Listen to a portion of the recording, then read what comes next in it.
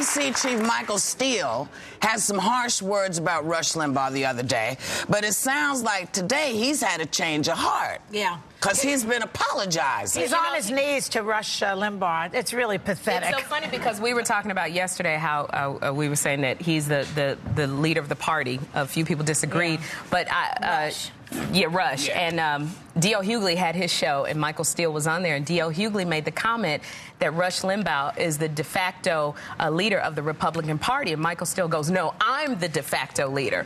Then you fast forward to him apologizing for offending. He said, I have enormous respect for Rush Limbaugh. It was maybe a little bit inarticulate. There was no attempt on my part to diminish his voice or leadership. What I was trying to say was a lot of people want to make Rush the scapegoat, the boogeyman, and he's not.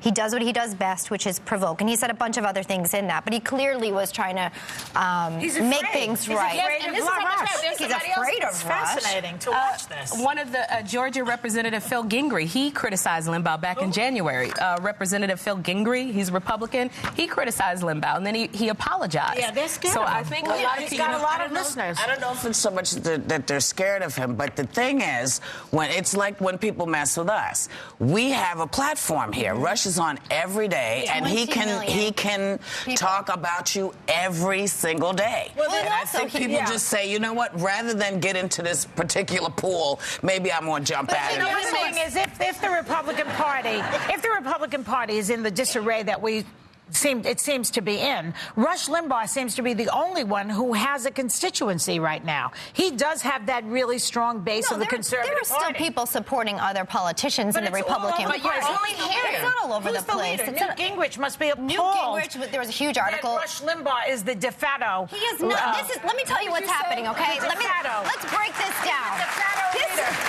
This is what all liberals would love, okay? They would love to just put Rush Limbaugh has 20 million people a day listening to him. He does what he does very well, which is commentary on politics, okay? As of right now, he bloviates. He's not... because he doesn't say what you like? No, he's a bloviator. Look, he has got 20 million people who listen to him. He's well respected both by liberals and conservatives who listen to what he has to say. But you know, but also, too, you don't hear anybody else. And I think that this makes Michael Steele look very weak, because he is the leader to go back and apologize. You know, the thing about Rush Limbaugh, he stands by what he says. He never backs down. He does not apologize, because he came back after Steele, and he said it's time for you to go behind the scenes and start doing the work you were elected to do instead of trying to be some talking head media star. So he went after Michael Steele. He does not apologize. He can. If that's what you believe, that he's an entertainer, don't apologize. That is what he can do. Because he's on every single day. He's on for like 4 hours, and that's what he can do. And you have to really make a decision if you're going to take on somebody who has a voice every single day when you just trying to get some airtime on television. It's a tough fight. If somebody emerged in the Republican Party who was a moderate and somebody who really made sense, John McCain could overcome Rush Limbaugh in the party. I don't know, because he's not one to be. Wait a minute. Go out there and say, look, Rush is not doing playing different games. Some are politicians, and he is a commentator. He has a radio talk show with viewers who listen to what he has to say. This is not a man who's running for office. So you're comparing apples and oranges. This is not a man who right now, as we know, who in the Republican Party is saying something? Rush Limbaugh is the only voice that you're hearing. Nobody's coming forth with any kind of solution. That we're seeing in the media. There were solutions. Remember when they were trying to discuss this old bailout and the rescue plan, as it's now called? It was supposed to be called the stimulus package. Everyone realized that was a bad name because it wasn't going to stimulate crap. That's not true. It is. It's not going to. Trying to stimulate. The Republicans were not even asked for their opinion. The Republicans, listen, the Republicans also have an obligation. If you're going to bitch about something, you have to come up with an idea. Right. They did not have an idea. Didn't you hear John McCain? You don't want to hear it. You don't want to hear the idea.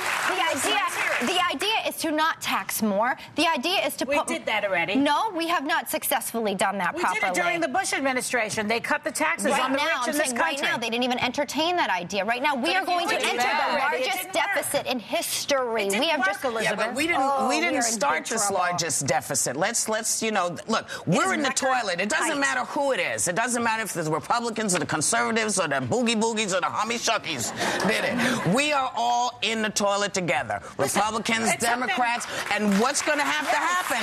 Somebody, and you and I and all of us are going to have to take a big old bite of the poop pie and swallow strongly and deal with what's coming, because it doesn't help us to go, oh, it's their fault, therefore they didn't listen. What are we going to do? That's what we have to figure out. Bush was in office for 8 years. A lot of what we have now is his fault and his administration. Everybody knows that.